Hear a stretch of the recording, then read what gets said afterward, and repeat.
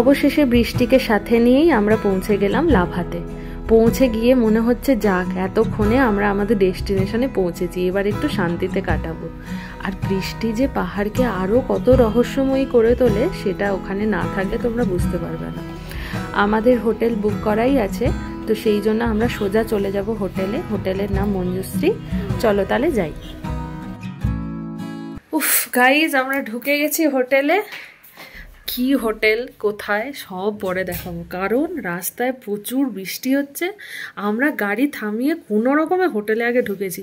আর temperature তো বোধহয় freezing temperature, পুরো হাত পা কাঁপছে। মানে এমনি লাভাতে ঠান্ডা, বৃষ্টিটা হয়ে গিয়ে পুরো মানে কি বলবো বোঝাতে পারছি না, মেঝেটে যেগুলো বরফ হয়ে গেছে। তা যাকে আমরা রেডি হয়ে গেছি, আর তোমাদের সাথে পরে সব শেয়ার করবো। আপাতত বেলা হয়ে গেছে অনেকটা, খেয়ে আসি, মনকেও খাওয়াতে হবে, তারপর শেয়ার করব ডিটেলস। তোমাদেরকে বললে বিশ্বাস করবে না এই সময় টেম্পারেচার কত। আমরা জাস্ট কেঁপে যাচ্ছি। বাপি তো থাকতেই পারলো না, সোজা উপরে চলে গেল, বললো খাওয়া দাওয়া পরে হবে, আগে আমি গা গরম করি। এত ঠান্ডা জাস্ট বলে বোঝাতে পারবো না। এমনিই লাভা ঠান্ডা, তার উপরে বৃষ্টি তো আরও কমিয়ে দিয়েছে টেম্পারেচার। আর এই যে দেখতে পাচ্ছ দূরে যে বৃষ্টিটা হয়েছে, সেই বৃষ্টির হালকা হালকা মেঘ আর বৃষ্টি মিশিয়ে কীরকমভাবে পাহাড়টাকে ঢেকে দিয়েছে। ওপারের কিছুই আর আমরা দেখতে পাচ্ছি না, গোটাটাই পুরো মেঘে ঢাকা হয়ে গেছে। আর এই যে বৃষ্টিটা হওয়ার পরে যে বাতাসটা দিচ্ছে না, বাপ রে বাপ, জমিয়ে দিল পুরো। যাকে তো আমাদের লাঞ্চ চলে এসছে এখানে। আজকে আমাদের মাছ ভাত দিয়েছে, তো এখানে একটা সবজি আছে, ভাজাভুজি আছে, আর মাছের ঝাল আছে, প্লাস আচার তো আছে, আর ডাল আছে। আর এই যে মাসি যে ভাতটা মাখছে, এটা আমার সোনামার জন্য মাখছে। এই মুহূর্তে এখন আমাদের পসিবল নয় আর সব কিছু রেডি করা, তো আমাদের ভাতই ও খাবে। এমনিও আমাদের সাথেই খেয়ে নেয়, আলাদা করে অসুবিধা হয় না। তবে ডালটা যেটা দেখছো, এটা একদমই কোনো মশলা নেই।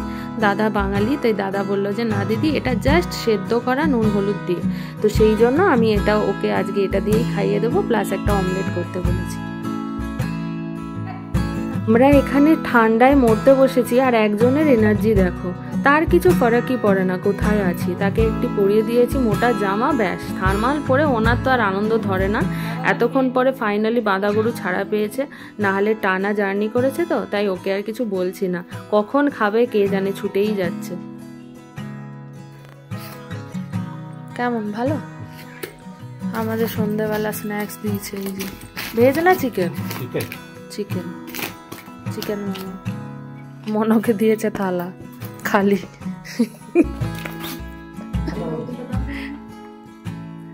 পাহাড়ে এই একটা প্রবলেম, সারাদিন যত এনজয় করার ঘোরার ঘুরে নাও, কিন্তু সন্ধ্যের পর তোমাকে ঘরে বসে থাকতে হবে। তো লাভাতেও সেই অবস্থা, এতই টেম্পারেচার কম, আমরা পুরো জমেই যাচ্ছি। তো সেই জন্য আমরা সবাই একটা ঘরে সবাই লেপের মধ্যে ঢুকে গেছি, আর ওয়েট করছি কখন রাতের খাবার আসবে, খেয়ে দিয়ে ঘুম দেবো। যাকে তো এখানে তো বাঙালি, এটা বাঙালি হোটেল, তো সেই জন্য প্রত্যেকটা খাবার রান্না প্রায় মানে বাঙালিরই মতো টেস্ট। যে দাদা আছে সেও বাঙালি, তো সেই জন্য আলাদা করে আর বলতে হবে না। আমাদের রাত্রিবেলা খুব ভালো আয়োজন ছিল, গরম গরম রুটি, আলু ভাজা, ডাল মাখানি, আর তার সাথে চিকেন কষা।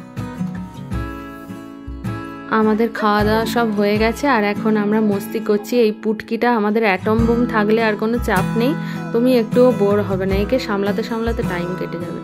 যাকে তো একে নিয়ে আমরা এখন ব্যস্ত। আমাদের সব কমপ্লিট, আর 2 দিন এখন লাভাতে আছি। আজকের দিনটা তো কেটেই গেল, তো কালকে আমাদের ঘোরার প্ল্যান আছে।